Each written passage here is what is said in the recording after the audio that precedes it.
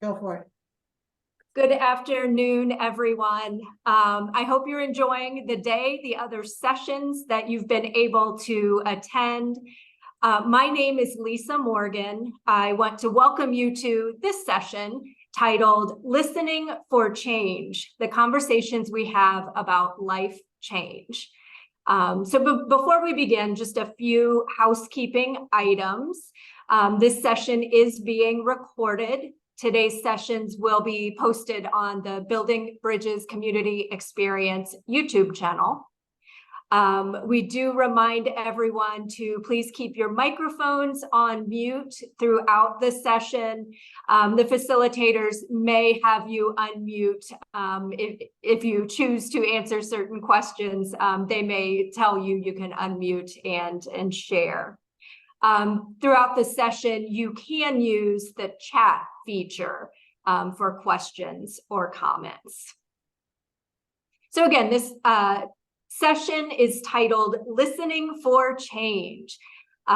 They are going to introduce us to change talk, the conversational clues that indicate that a person is considering making life changes, the various stages of change that people journey through as they contemplate possible changes will be illustrated with real life examples from recovery and reentry.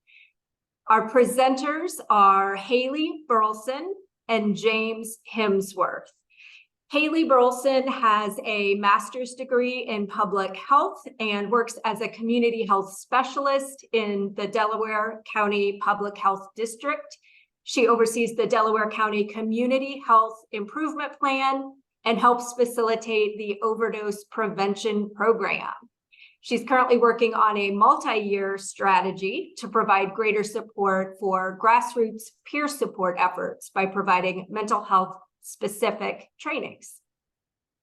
James Himsworth has a Bachelor of Arts from The Ohio State University and a Master of Divinity from Trinity Evangelical Divinity School in the Chicago area.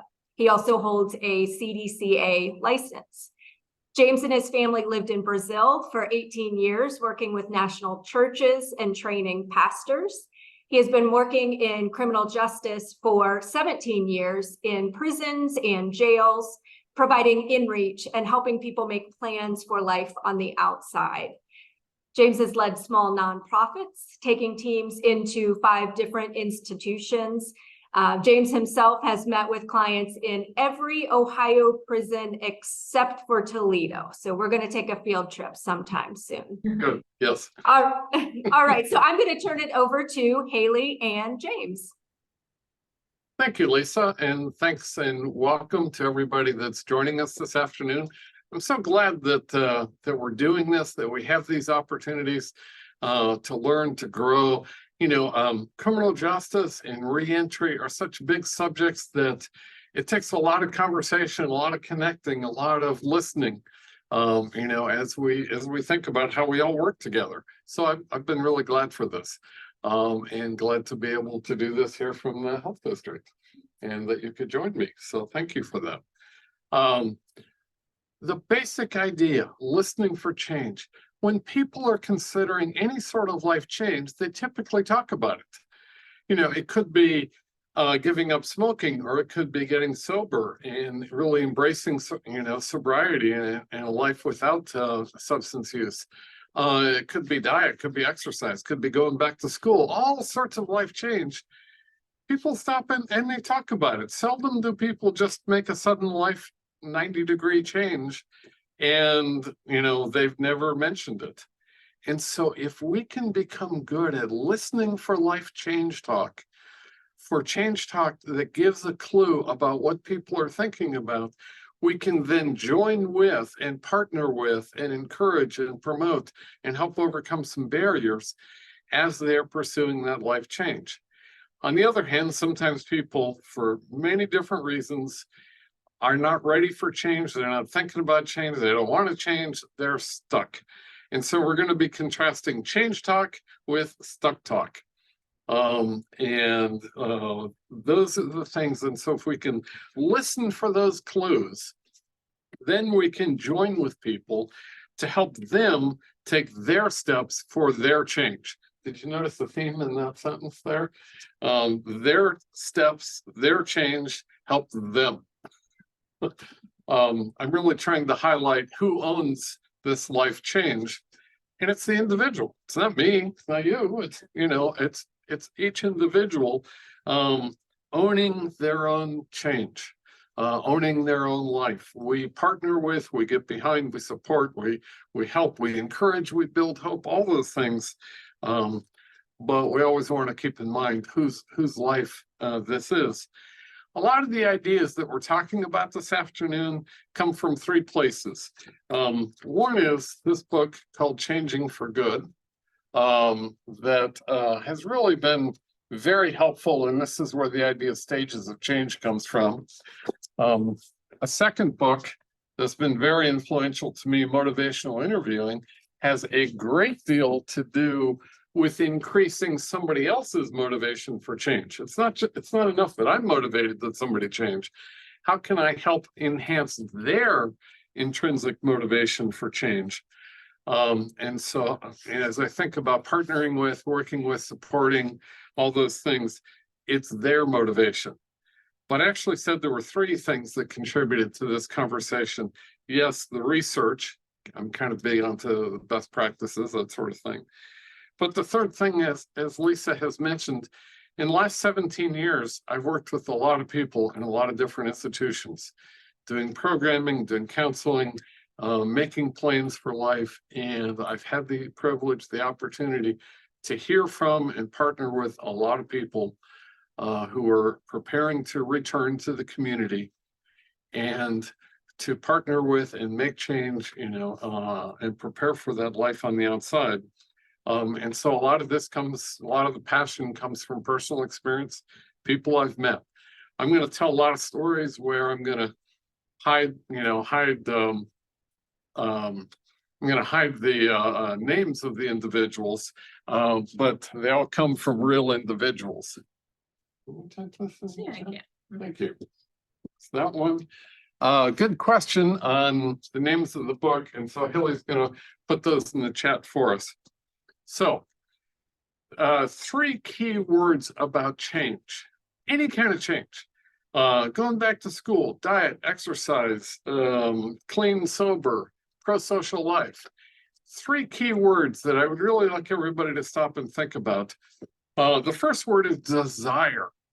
Somebody longs for something different in their life. They want something different. They want something better. They want to be able to connect with their kids or their grandkids. They want to be out in the community. They want something. They long for something. So desire would be that key word. Second key word that I would suggest would be discomfort. That would be my way of saying, I'm sick and tired of something. I'm tired of this. I don't want any more of that. They're fed up with something. They want to get away from something. So, for example, somebody who wants to quit smoking cigarettes. One person wants to save up all that money and go buy a bicycle, desire. Another person, I'm sick and tired of paying all that money for a pack of cigarettes. That's discomfort.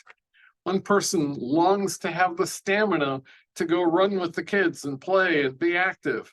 Another person is sick and tired of catching every flu and bronchitis that comes along. That's discomfort. Listen for both. So here's a quick question I didn't prepare you for. Okay. There'll be several of these. Which is right, desire or discomfort? I don't know if either is objectively right or wrong. I mean, I think both kind of identifies where you're at and is an indicator of kind of what you're feeling and what's going on. Yeah, it's a bad question because they both work. And sometimes people start out a change because they're sick of something, and then they start to get excited about the new life that's opening up for them, and their desire increases. So it's both, and it's theirs, not ours anyway. So if the first word was desire, and listen for that in conversation, and the second word is discomfort, listen for that. The third word is hope. Hope is an essential ingredient to change. Without hope, nobody changes, because why would they? How would they? And so I know that there are lots of, thank you for putting those in there, Lisa. Desire, discomfort, and hope. Hang on to those three words. And in a sense, whatever our role is, volunteers, counselors, contractors, or whatever our role is, if we can build those three things, we're going a long way toward partnering with somebody toward life on the outside. Because somebody who has the desire, the discomfort, the hope, they're going to be able to receive more, learn more, change more, make all sorts of adjustments. So we want to listen for those three and build upon them, and see how far we can go. So let me start out with a quick story, true story. At one point I was doing groups at North Central Correctional in Marion. Hi to anybody from Marion. And as I was doing Thinking for a Change groups and others, I was trying to recruit some people, some of the men from that institution, to join this reentry group. And in 1 week, I met 2 different men who each had 10 numbers. You know what 10 numbers means? No, I don't. 10 numbers means they had been sent back to prison 10 different times. It doesn't mean 10 charges, 1 trip to prison. It means 10 separate times being sent to prison, which to me is kind of like a life sentence on the installment plan or something. That's, a couple of years, get out, 3 years, get out, 5 years, get out, 2 more years, get out. And so this back and forth thing takes a long time to get to 10 numbers. So in both cases, I was trying to recruit them to get into this reentry planning group, do the Thinking for a Change and other things. And the first man said, "No, I got this." "What do you mean you've got this?" "No, really, I've got this." "No, really, what do you mean? You haven't done any programs, any groups or anything. What do you mean?" He says, "No, really, I've got this." And I'm like, should I just tell the officer to reserve a bed for you? Because, what's going on? And his response was, "Well, at least I'm not as bad as that guy. He's got 13 numbers." I said, "Dude, you're going to be that guy." So that was the end of the conversation. But in the same week, a second man approached me. He had 10 numbers and he said, "I'm tired of this. Is it too late for me?" Great question. What did you hear from these 2 stories? I mean, I think what I heard from the first one, it sounded like the first guy, one, didn't want to accept any help. He didn't want to hear what you had to say. He didn't want to hear kind of what resources there were. He didn't want to make a plan. And then just kind of a deflection of like, well, this guy's over here worse than me. Like, it could be worse. And then the second guy, even though his scenario was similar, seemed like he was kind of like at his wit's end, just kind of like, I want something different for myself, and I'm willing to accept help on how to get there. Exactly. Like humility, I think, would be the biggest difference there. Humility, great word.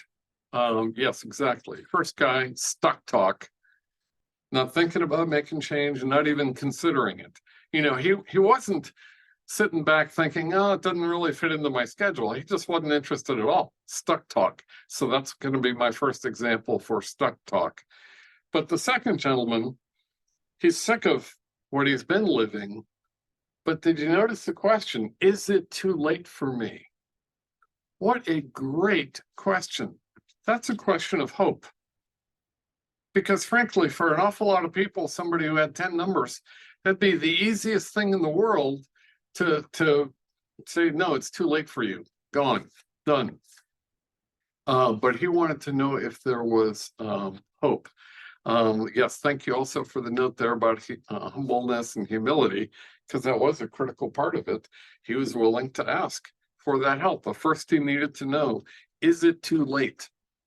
Great question. And I was really happy to be able to affirm, no, it's not too late. Please join the program, work with us, we'll work with you. So he really did a lot of hard work. He got out, got himself a little place in Marion, is working. I'm sure he's never going back. It was really just delightful to see him making his changes. So there's our quick introduction to Stuck Talk and Change Talk.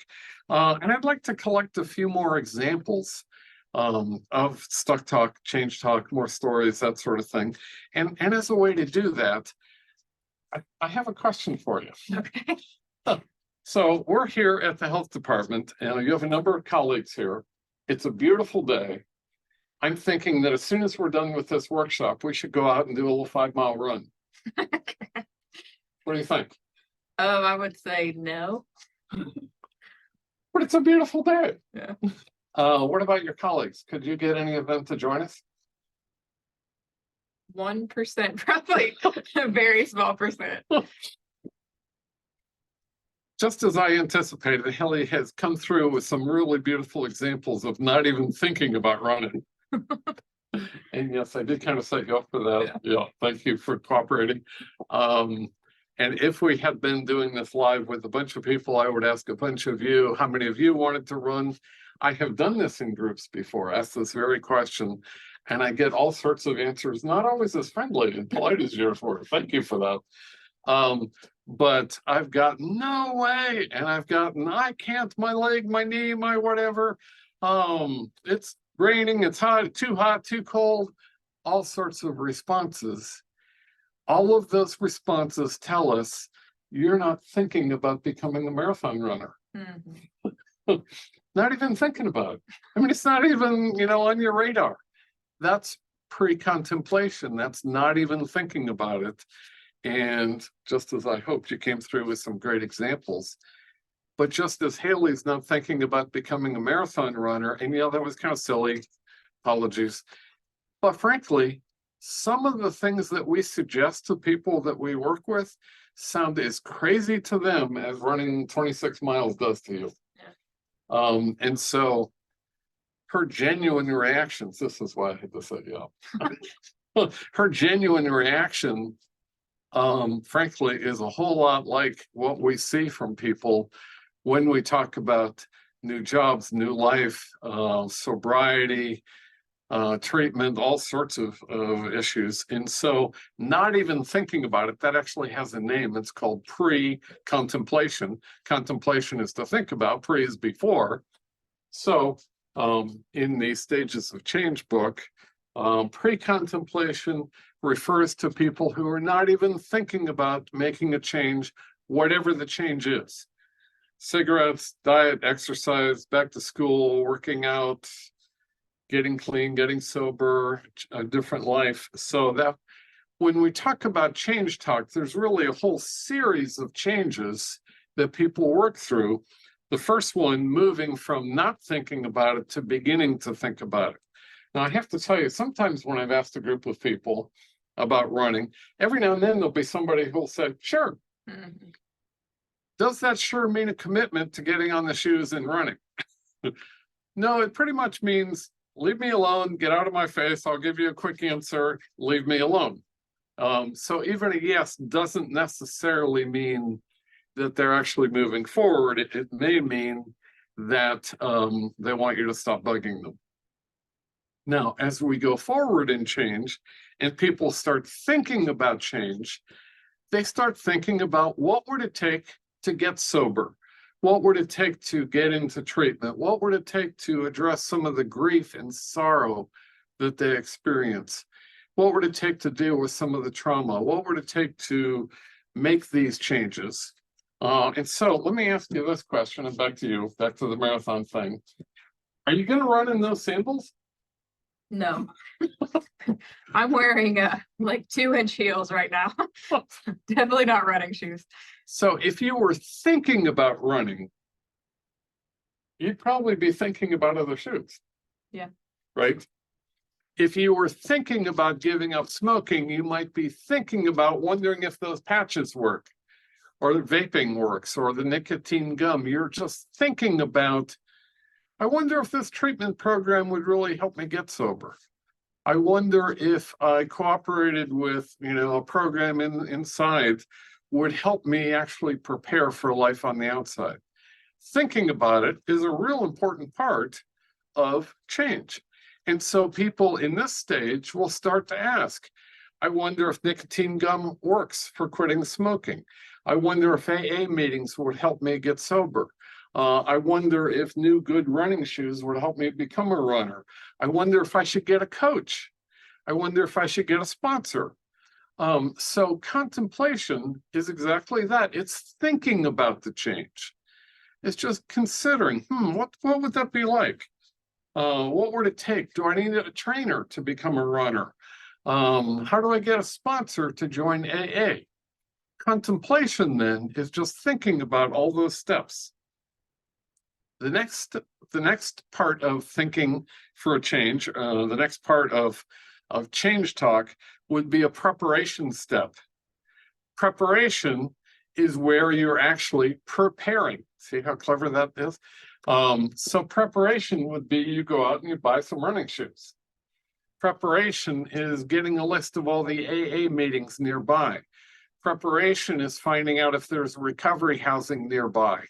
Preparation is asking for resources. Preparation is finding out how do I get a sponsor. And so it's actually making plans and steps for the change when they go about the change. Preparation is not the same as change, it's preparing for change. Does that distinction make sense? Yeah. It's getting ready. And the better the plan, the better people do in launching their change. So this is where there's a real role for all of us here, volunteers, counselors, all the different ones of us that are out there that have contact with justice involved people, help them come up with realistic plans, because it's got to be realistic. So let's see, we've thought about it, we've asked questions, we've prepared, we bought the shoes, we got the gum, we learned about AA meetings, all those things. The next step is action. This is where you actually have to put the shoes on and get out the door. Run. Actually have to run now. You actually have to run now, sorry. Action is where the person puts away the alcohol, the drugs, and they go to meetings or they go to treatment.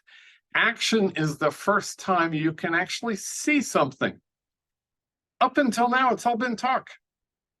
But action is what the word says. They're actually going to meetings, they're going to treatment, they're meeting with a counselor, they're working on grief, they're working on sorrows, they're working on all the different issues that are behind some of the high-risk choices they've made.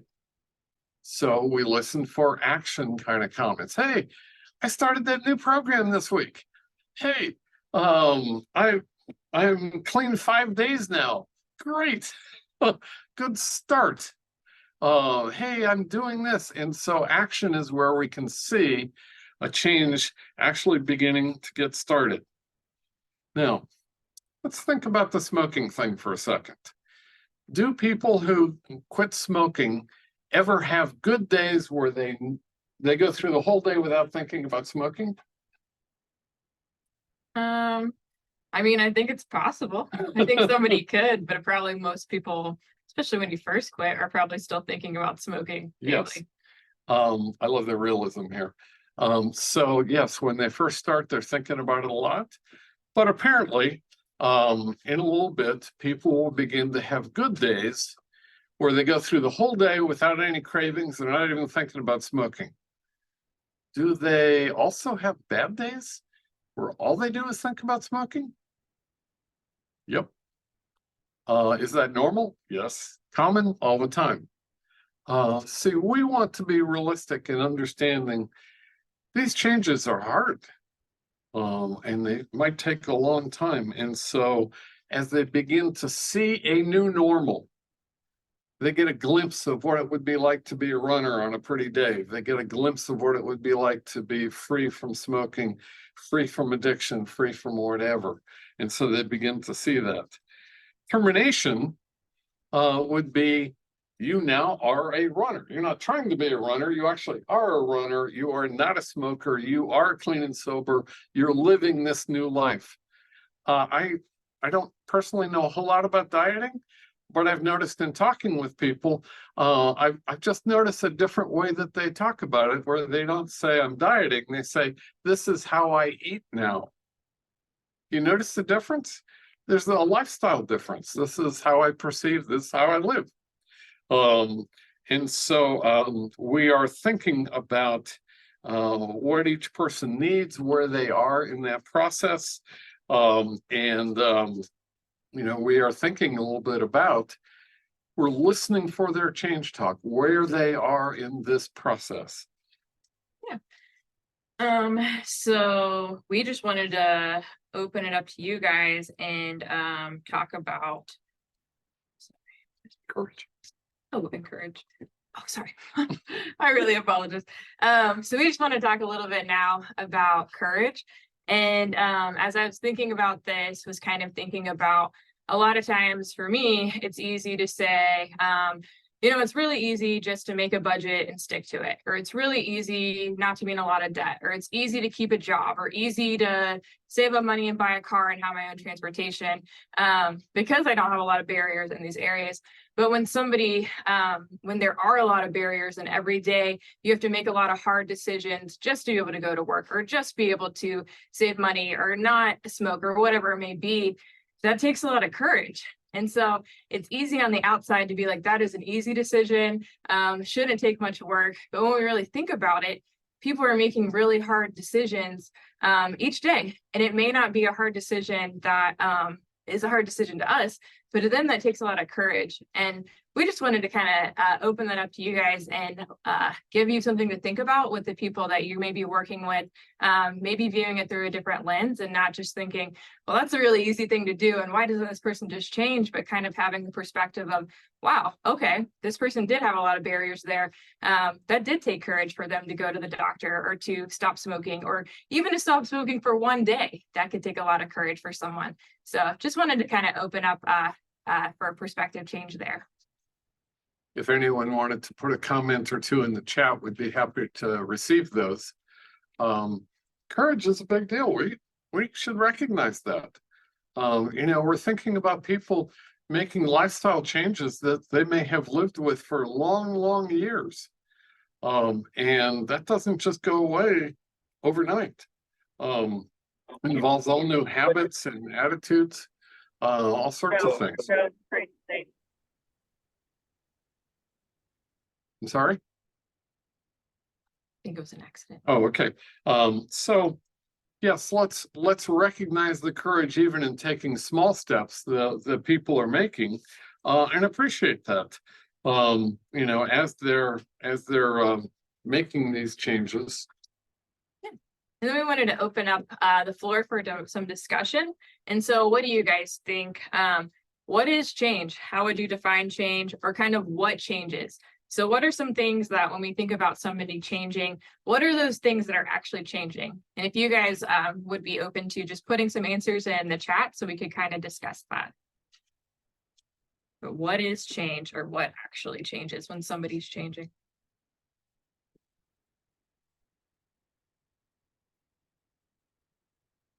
Well, you all are thinking about, Attitude. attitudes. Yes, thank you, Kathy. Absolutely. Attitudes are huge in this.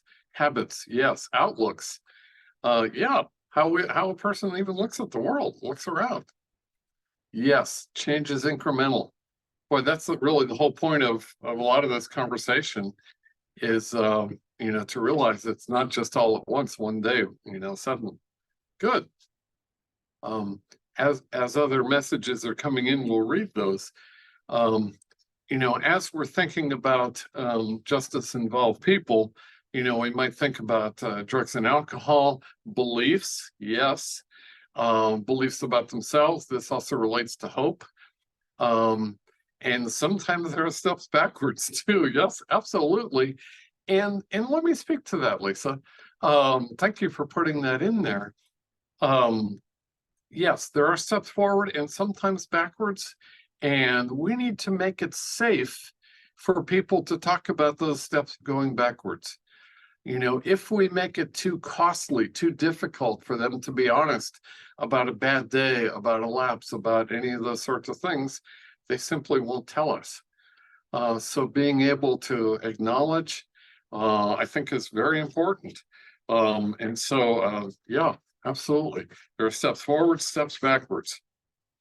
Well, as we're continuing to think about this, I'd like to start going through some statements that I've heard from individuals, and I'll read some off. Give me a first impression, what you think about these, and let's just practice our thinking and practice our listening skills for stuck talk, change talk. So the first one, I don't need to change. I'm fine where I am. Stuck talk. My first. Yeah, that's a pretty easy one, right? Yeah. How about this one? At least I'm better than that guy. I think still stuck Still talk. stuck talk, yes. How about this one? I think I could do it if I put my mind to it. I think that could be change talk, potentially. Could be. Yeah. Yeah. This one could go either way. You're gonna need more conversation. If they think that they could do it, they're probably right. Sometimes this is a delay tactic to say, I think I could do it, if I put my mind to it. I haven't decided to do it, but if I did, I could do it.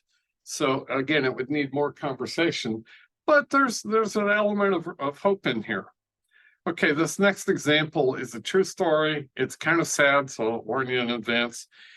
This is about a couple. So this couple had a dog. The couple, they were both heavy smokers. I didn't even know this was a thing, but their dog died of lung cancer. The woman quits immediately. The guy goes out and buys a new dog. What do you think? I mean, it seems like they're kind of both in different places. The woman's maybe more open to change, and did take a step towards change. And the husband is just kind of avoiding the real issue and buying a new dog. Yeah, he's not thinking about it at all. I'm gonna guess, I don't know, but I'm gonna guess for that woman to be able to quit smoking that quickly, I'm gonna guess that she'd been thinking about it for a while.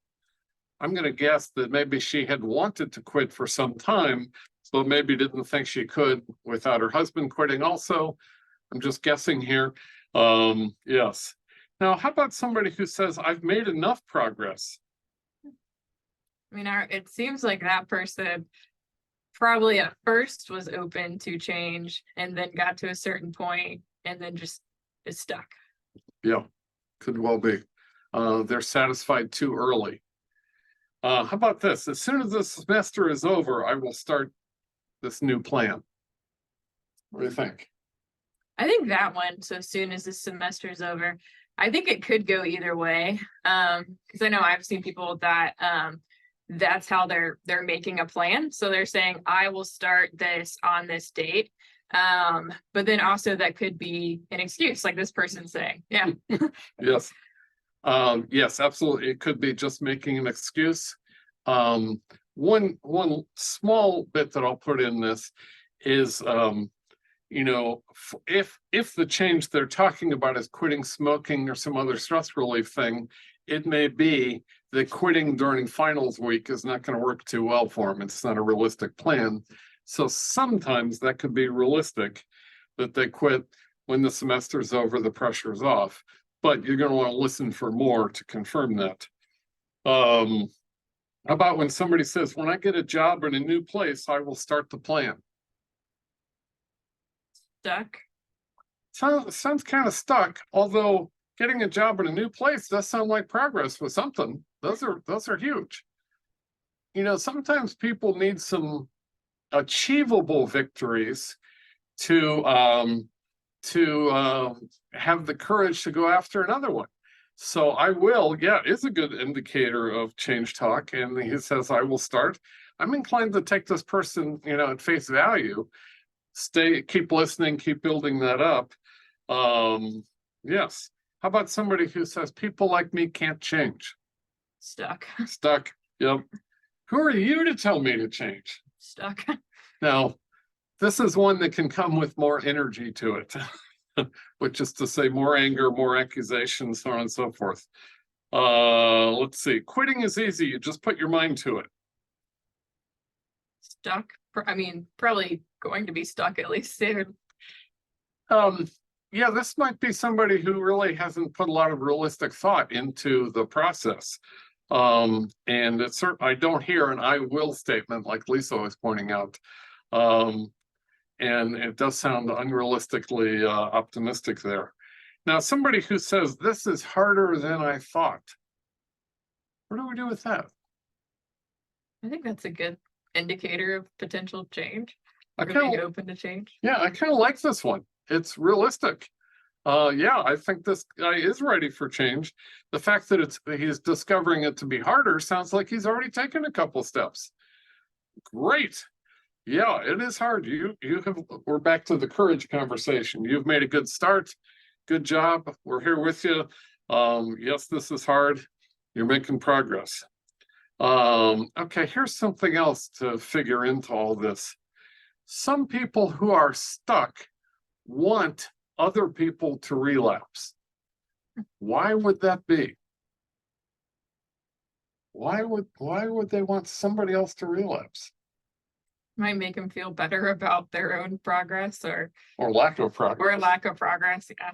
I think this is a justification strategy to help shore up their negative ideas. Misery loves company. Yes, thank you both. Yes, because see, if this other person fails in their recovery attempt, then I feel more justified to stay where I'm at. So yes, I'm with you. So what about somebody who says, I have another number in me? You remember that definition of a number referring to a new conviction being sent back to prison. I've heard people say this to me, I have another number in me. That means somebody who's incarcerated, they're preparing to get out. They're not preparing to make any other changes, even though that means coming back to prison. So this one's always a scary one. Let's see. Okay, let's see. When people are thinking about change, we can participate in those change conversations by helping them know about cravings, about it's hard, about any number of different issues that come along that we would want to tell them about and warn them. I was recently speaking with a gentleman on the inside who'd been inside jail for about 5-6 months. And I asked him one day, are you having dreams about using drugs? And he kind of startled and said, yes, how did you know? I said, do you have sweaty palms and a stomach all chewed up? Yeah. Well, that's post-acute withdrawal symptoms.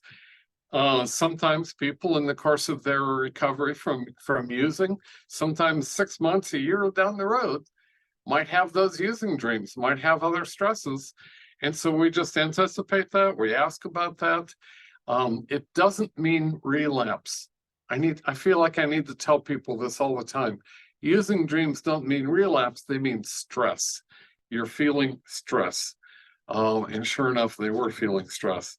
And so we go through and we listen. We listen to what people are feeling, what they're talking about, what they're going through. And I just feel like this is an important part of our being able to partner with people to help them make their plans for their life on the outside.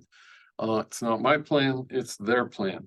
And so those 5 key words that I mentioned, change talk, yes. Stuck talk, bummer. Desire, and what can I do to increase or add to their desire? Increase their vision, their hope for what that might look like. Let's see what's in the chat. Discomfort, that they really are truly sick and tired of that life. And then hope. Please do whatever we can to build hope, because without hope, people don't change. So that story of the guy with 10 numbers who really worked on his plan and got out and got him a place, I love telling that story because it's a hope story. A lot of people we serve don't know anybody who ever got clean and sober, don't know anybody who built a new life.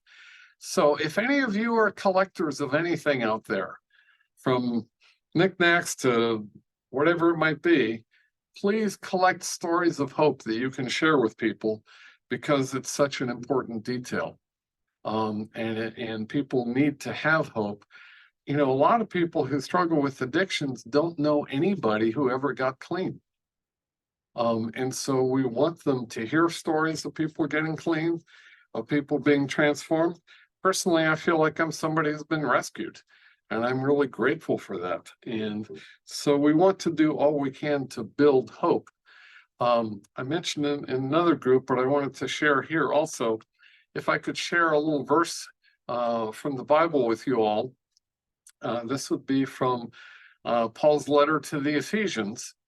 And Ephesians is a great little book. The first half, I'm going to say, is very vertical. It's very much about our relationship with God.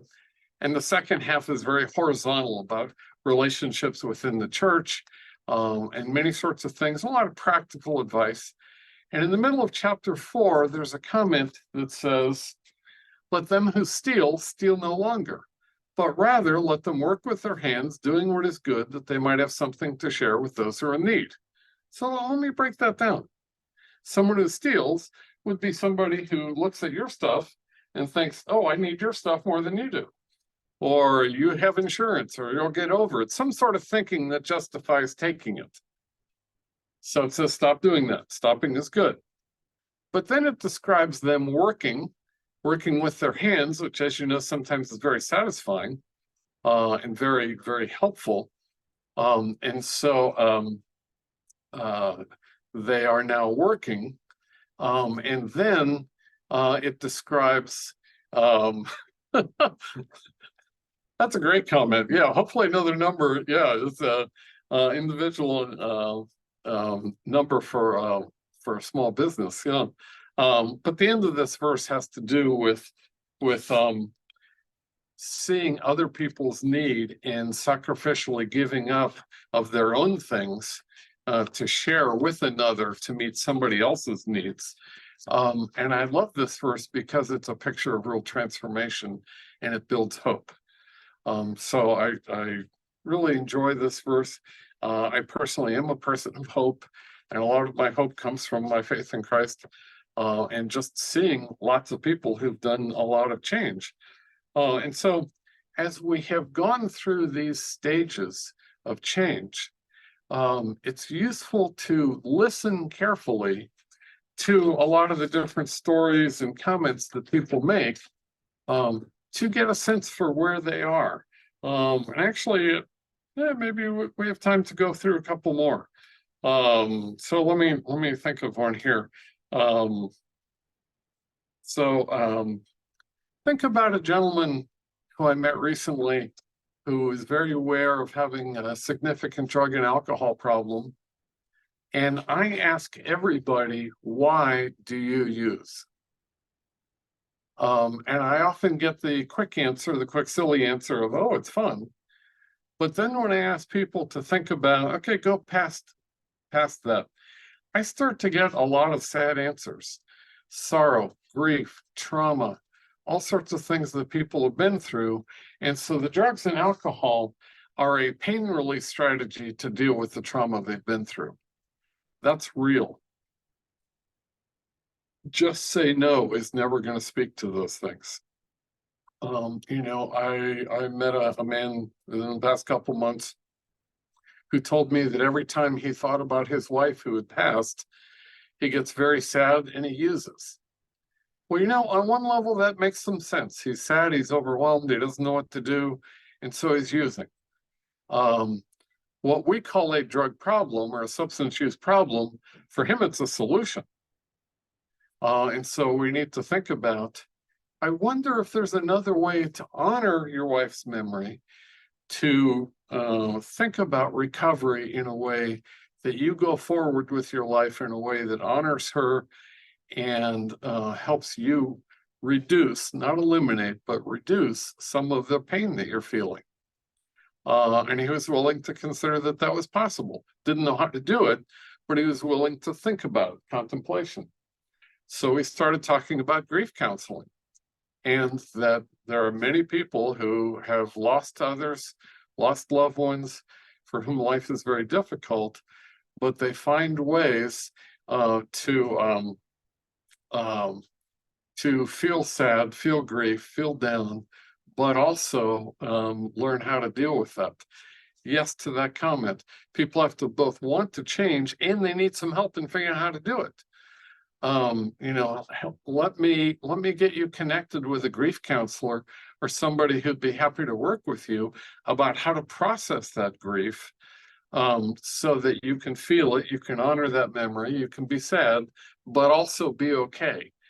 For some people, that's a brand new thought. They've never considered the possibility that you could be sad and be okay at the same time. And so again, we're moving into contemplation to begin to work through those things. I run into a lot of people who've experienced a lot of trauma in their lives. And so again, I'm asking, what do you think that it would take to work through some of those things? Well, I don't know. So then we have to talking about trauma. Actually, this comes up for me a lot. People will acknowledge trauma that they have experienced. I always respond by saying, thank you for telling me, and I believe you. And sometimes I feel like maybe I'm the first person that has believed them. Trying to build a little bit of hope there. And then that trauma counselors, trauma programs can help a person begin to work through that trauma, not forget, not eliminate. You can't delete those memories, but to begin to work through those things and make progress on that. And so rather than actually doing direct trauma counseling in the jail, because their time there is short, I often am telling people, let's you and I talking about trauma, and then getting you connected with trauma counselor and support on the outside. Would that be interesting? Now here, interesting, just a simple yes is not a deep lifelong commitment to do everything forward, but it's at least an indication of willingness to consider. And then here's what it might look like. And we begin to make appointments and schedule things. That's preparation. And people respond to that. They listen to that. And so because I run into so many people who have drug and alcohol issues, and the vast majority of those are some sort of grief, trauma, pain, isolation, sorrow, sorts of issues, I want to find out if they would be willing to consider moving forward with counseling, with group, with AA, with supports, with sponsors, with other things that might help them work through. I'm very careful about what we offer. I don't want to make promises I can't keep. I want to make plans, and to say that, with good trauma work, you can reduce how much those things control you. Is that interesting? Yes.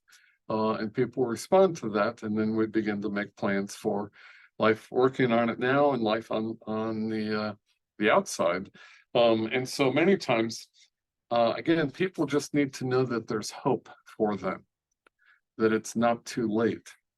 And so I think testimonies that we can bring in, testimonies that others can share, stories of hope, I just think are really a critical part of this.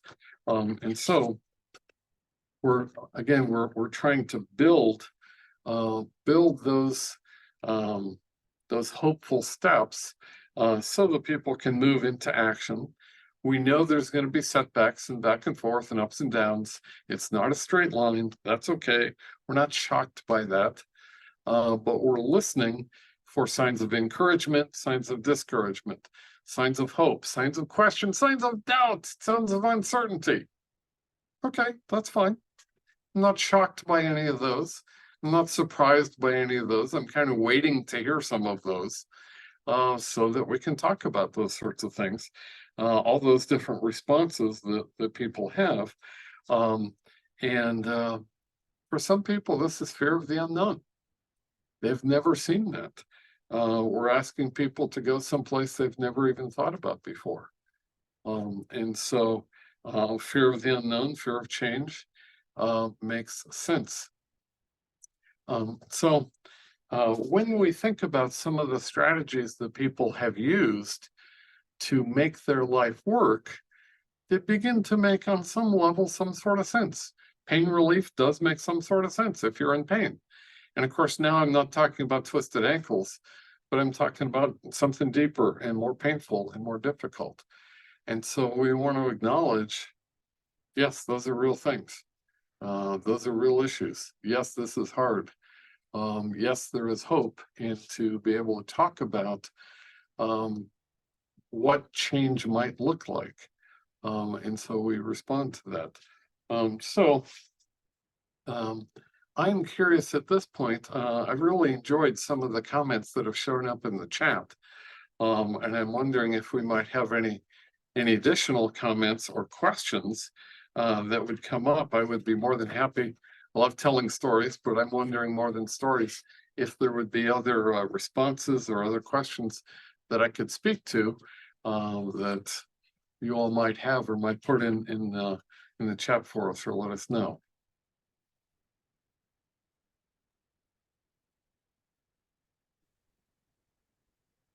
James, I always listen for, or I try to listen for things like I want to, I need to, I should. And those show what you talked about. If somebody has a desire to make a change, they're going to say, I want to. Mm-hmm. And if they have discomfort, they might say something like, I need to. Yes, good point. Great examples of words to listen for. Now, with should, with the third one that you mentioned, sometimes should sounds a little bit like an echo of somebody else yelling in their ear, putting something in their ear. You should do this, you should do that, which is not the same as ownership.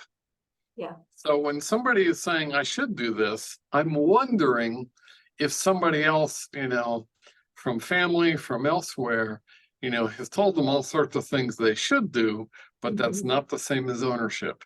Yeah. So yeah, when a person can just straight up declare, I want this, I'm tired of this, I need this, great. When I hear should, and of course I have to listen for more, but when I hear should, sometimes I'm wondering, who am I listening to here?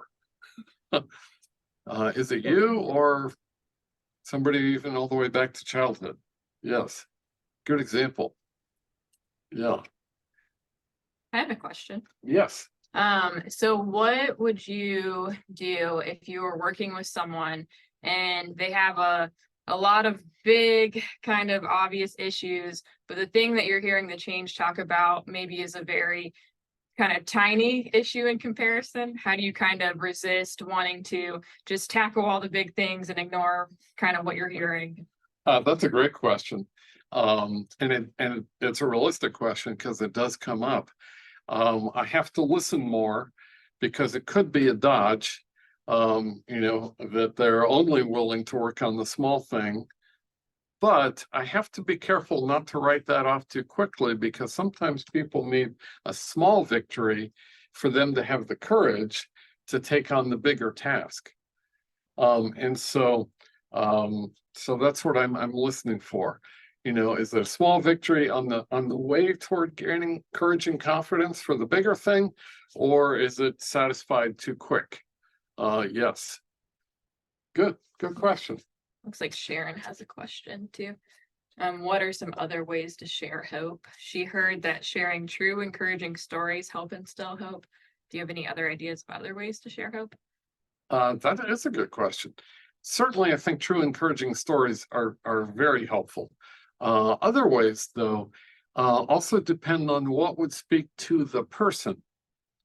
If they are a person of faith and I can share verses or biblical promises or statements from scripture that are promises and give perspective and give encouragement, that builds a lot of hope. Depending on their worldview or any faith, I speak to that.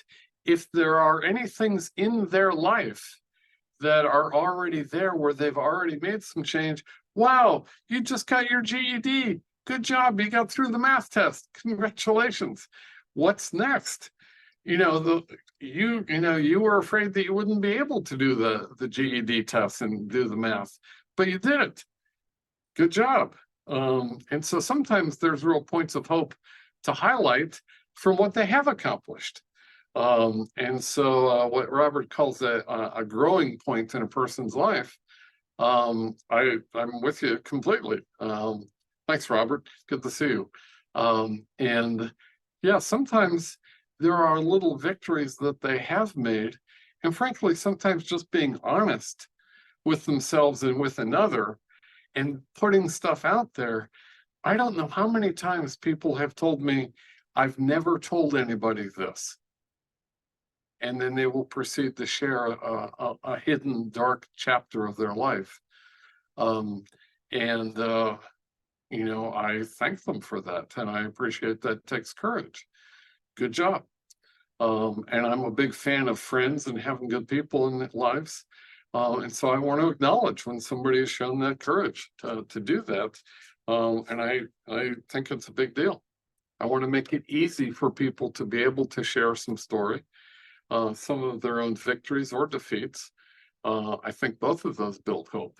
Yes. Good.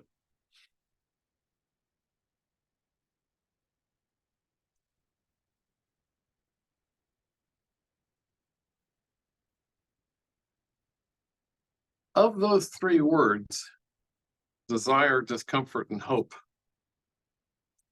I'm going to land on hope as the one I think that's the biggest one. Because people who have hope will begin to acknowledge the secret desires they've had forever to be something, have a job, be able to do something. You know, oftentimes those desires are in there. They may not have said them out loud, but they're often in there.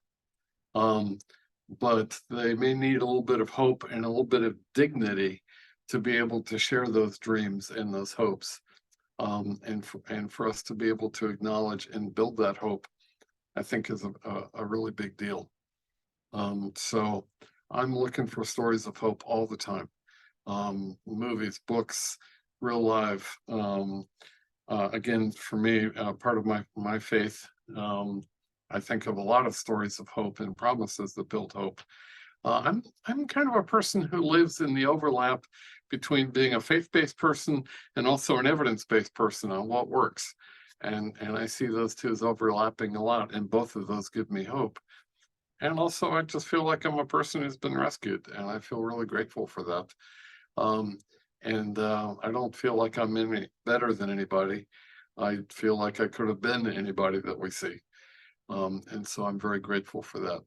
Healing, opportunity, presence, and empowerment. Thanks, Jamie. I like it. Yeah, very good. So stories of hope. Let's all be good listeners and good storytellers. And I really thank you all for your time, your attention today. Thanks, Lisa, for helping make this happen. Yeah, if there should be further questions, I'm more than happy to stick around. But thank you for this day. James and Hali, thank you so much. You've given a lot of good tips for really listening to people to figure out what their true desires are for change. And thank you everyone for being here and taking part in the conversation.